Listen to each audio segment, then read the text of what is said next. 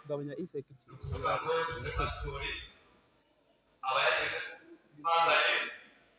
ariko kubera ko ejo dufite igitaramo gikomeye hasi perezida wacu niyo mpamvu natwe uyu munsi twavuze ngo ariko izo boro ntabwo zifunguye ntabwo zidafunguye rero neza kuvuga ngo muri urwo rwego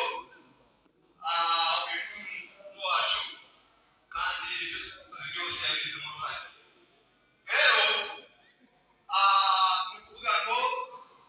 abashaka umukiza dufite igihango gikomeye imyaka 30 bavuze turayimaranye tubana kandi ni ukuvuga ngo mbese yewe tubana neza mu buryo bukomeye cyane kumva rero kubera umubano wacu ntabwo bimana amashuri cyane ko tayifite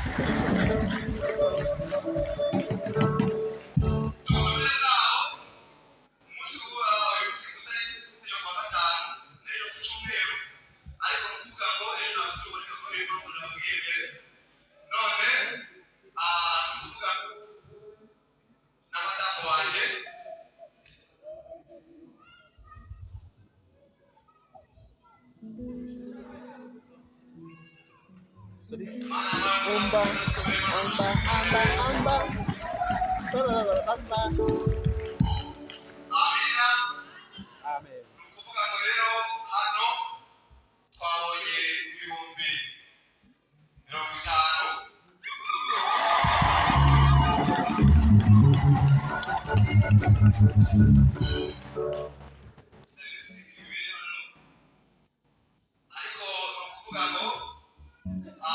nakora igihumbi kuri byakufitanye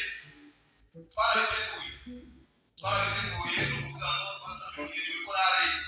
abashikiza umugeni ndatekereza ko baramwanditse meze neza ni ukuvuga ngo rero ababona ko bari bazana impano aleluya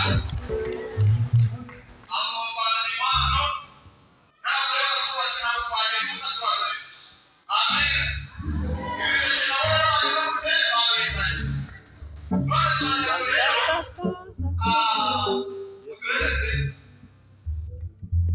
niba muri imana muri iki noneho ni ukuvuga ngo amafaranga yacu abaye ku hejuru